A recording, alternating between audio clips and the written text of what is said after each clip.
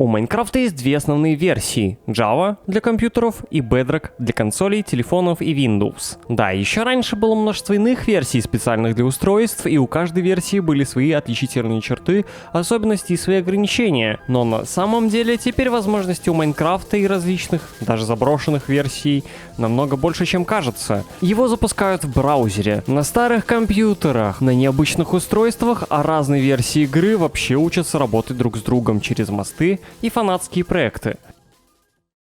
Изначально Майнкрафт существовал только как Java Edition на ПК. Позже у игры появилось множество отдельных версий и портов для разных устройств, телефонов, консолей и других платформ. А со временем все это постепенно пришло к двум основным изданиям — Java и Bedrock. Казалось бы, на этом все можно просто закончить. Если хочешь играть в Java, садишься за компьютер, если хочешь поиграть на телефоне или на консоли, уже заходишь в Bedrock. Да, Java и Bedrock жестко разделены по устройствам, а на практике эти границы уже давно начали размывать. Например, на Android есть Pojaf Launcher. Конечно, тот уже заброшен, но на его базе строится прям кучу других лаунчеров. В общем, это все приложения, которые позволяют запускать полноценные версии Java Майнкрафта прямо на телефоне.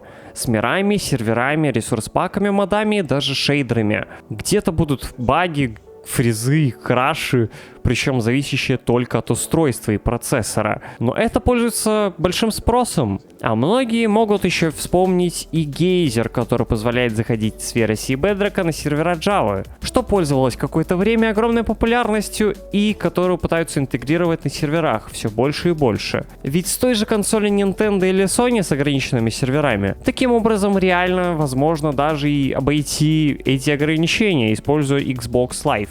Да, кроме того, уже появился VIA Fabric, который позволяет с Java клиента зайти уже на сервера Bedrock.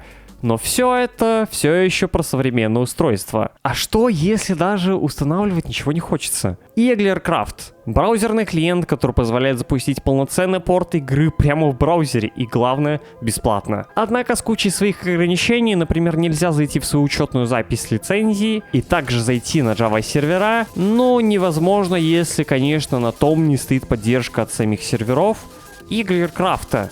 Есть и другие похожие проекты, вроде Minecraft Web Edition, с иным подходом и сильно урезанным, но который, например, позволяет зайти в свою учетную запись и зайти на Java сервер. Однако с кучей ограничениями, потому что это не порт, а самописный Minecraft. Но все же, при помощи них, имея слабые компьютеры, устройства с ограничениями, например, школьные компьютеры и все в таком духе, появляется возможность реально поиграть в кубы. И что самое главное, в отличие от следующих способов, это относительно просто и доступно. Игра становится все требовательней. Ей нужно больше ресурсов и больше новых библиотек. Тот, например, переход с OpenGL на Vulkan вообще убивает использование любой старой техники.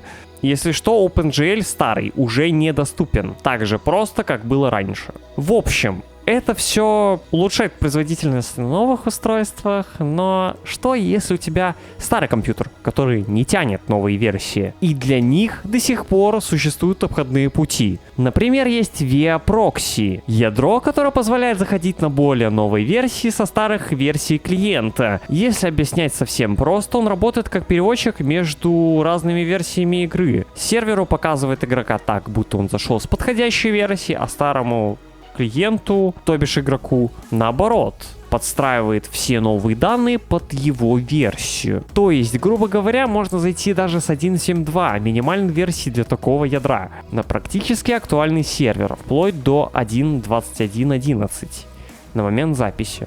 Конечно, и без ограничений какие-то новые предметы, механики и элементы игры не будут работать, но сам факт звучит невозможным, поскольку, например, эту версию можно легко запустить даже на Windows XP, которая вышла в далеком 2001 году. Есть еще и более странные эксперименты, например, некоторые энтузиасты делали собственный такой переводчик, который позволяет заходить даже с версии Beta 1.7.3 на версию 1.12.2. А если совместить его с вышеупомянутым VIA Proxy, то первое, появляется возможность поиграть на новой версии даже таким способом, а второе, в теории можно замахнуться и на совсем древние системы, вплоть до Windows 95, выпущенной в 95 году. Проблема только в том, что здесь все быстро упирается уже не столько в сам Майнкрафт, сколько в старые библиотеки совместимой системы и в то, насколько вообще возможно скачать и установить все необходимое. Когда-то Майнкрафт можно было спокойно запустить официально даже на Windows 98, но сейчас этот процесс уже зависит от конкретной сборки обновлений и требует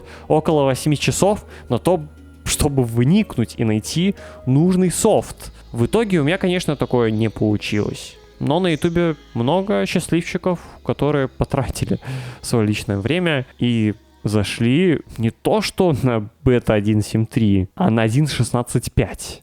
Недавно в сеть утекли исходники консольных версий, а заодно и старого мобильного Майнкрафта. И это внезапно открыло огромное поле для экспериментов. И главное, новой и неизвестной информации, как была устроена игра и какой контент был вырезан. Сообщество уже вовсю оживляет это заброшенное консольное издание, которое забросили еще в 2018 году. Портируют свежие обновления, делают модификации, пытаются запустить сборки на Windows. В общем, творят всякое. Например, кто-то всерьез настроен портировать Майнкрафт с PlayStation 3 на PlayStation 2. Отдельная тема — мосты-переводчики по типу Geyser, только уже для консольных и мобильных изданий. Смысл в том, чтобы эти версии тоже могли заходить на Java сервера. Только все выглядит сыро, нестабильно, но направление очень интересное. Я точно за этим буду следить и, скорее всего, сделаю об этом отдельный видеоролик. И, возможно, я даже куплю старую какую-нибудь консоль, чтобы показать все на живом примере. Так что, если вы хотите больше таких экспериментов, поддержать можно на Бусти. Буду скупать все это хламье и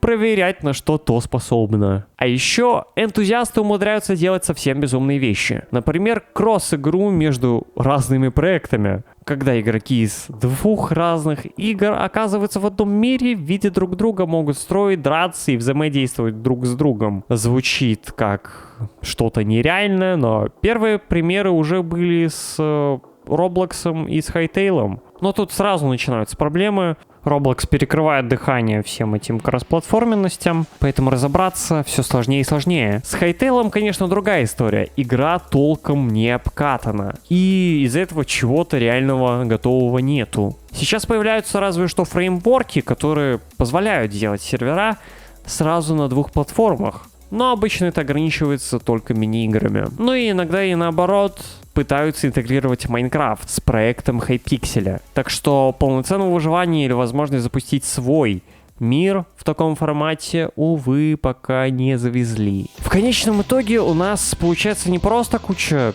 необычных способов запустить или поиграть в Майнкрафт, а скорее даже отражение сообщества. Как фанаты показывают свою любовь и преданность к игре. Поэтому Майнкрафт до сих пор кажется не просто игрой, а настоящей песочницей, которую всего лишь заново переизобретают и заново в эту песочницу входят. Пока это, конечно, позволяют разработчики, но я вам показал всего лишь часть этой удивительной и не всегда популярной стороны сообщества. Ну а подробнее про них я уже поведаю в отдельных роликах. Спасибо, что посмотрели, я Леша, а вы смотрели ролик на довольно мелком канале. И любая ваша активность помогает и вам смотреть, и мне делать то, что нравится. Всем пока.